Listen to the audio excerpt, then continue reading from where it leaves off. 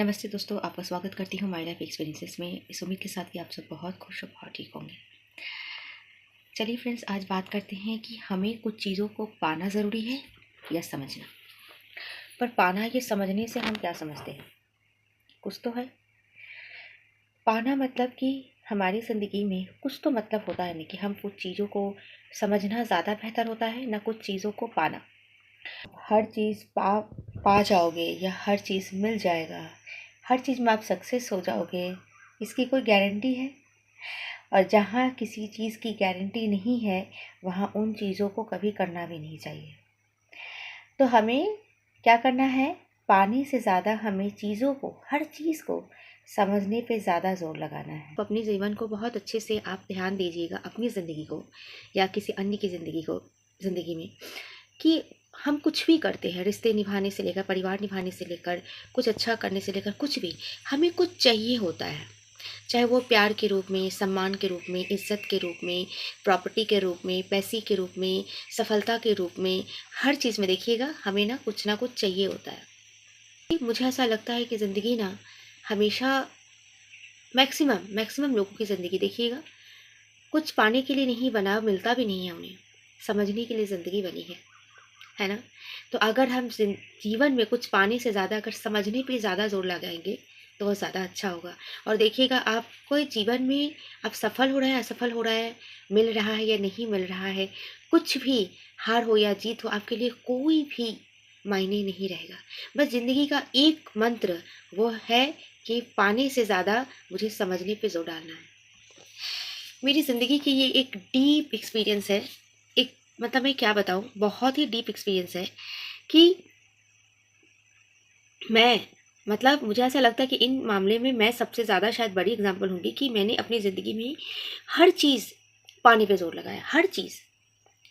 चाहे मुझे सब अच्छा बोले, ये भी मुझे पाना है, मतलब मेरी तारीफ़ हो, मुझे लोग समझे कि मैं क्या करना चाह रही हूँ, मेरी इंटेंशन को, हर चीज़ में, चाहे इज़्ज़त हो, प्यार हो, हर चीज़। मेरी इन सब चीज़ों की बहुत लालच थी कि मुझे लोग अच्छा समझे, अच्छा बोले, क्योंकि मैं वैसा करती हूँ, मुझे इज़्ज़त मिले, मुझे सम्मान मिले। पर मुझे ये सब ज़िंदगी में कुछ भी मिला ही नहीं है। मतलब मैं अच्छाई की वो सीमा तक पार कर चुकी हूँ थी, लेकिन फिर भी मुझे कभी नहीं मिला। तो मैंने ज़िंदगी में पाया ना, आज सिर्फ मैं क्यों, मैंने कईयों की ज़िंदगी देखी है, मैक्सिमम लोगों की। मुझे ऐसा इसीलिए लगता है ना कि पाने से ज़्यादा अगर हम समझने पे ज़्यादा अगर जोर डालेंगे तो समझना मेरे ख्याल से बहुत अच्छा होगा। मान लीजिए कि आप किसी रिश्ते में हैं, है ना? तो हम किसी रिश्ते में देखिएगा हम क्या उम्मीद करते हैं कि हम उन्हें प्यार दे रहे हैं तो वो भी हमें उसे प्यार देंगे, हम उन्हें समझ रहे हैं तो वो भी हमें समझेंगे, हम उनके लिए ऐसा सोच रहे हैं तो वो भी हमारे लिए ऐसा समझेंगे। मतलब हर चीज़ में देखिएगा पाने का आशय ज़्यादा रहता है। लेकिन अगर हम इसको छोड़कर अगर हम ये सोचें कि मुझे अच्छा चलो ठीक है, करते हैं शादी, देखते हैं कैसा होता है ना। लोग कहते हैं कि शादी का लड्डू जो खाए पछता है, जो ना खाए पछता है। चलो खा के थोड़ा देखे जी पछताना ये होता क्या है।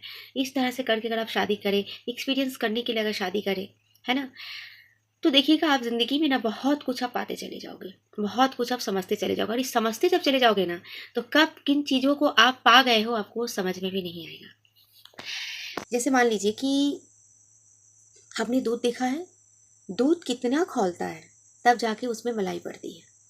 यानी दूध को खौलता कैसे है, उस अग्नि की वजह से वो दूध खौल रहा है। मतलब दूध जितना गर्म होगा उतना ही वो खौलता जाएगा। खौलने के कारण उसमें मलाई बैठती है।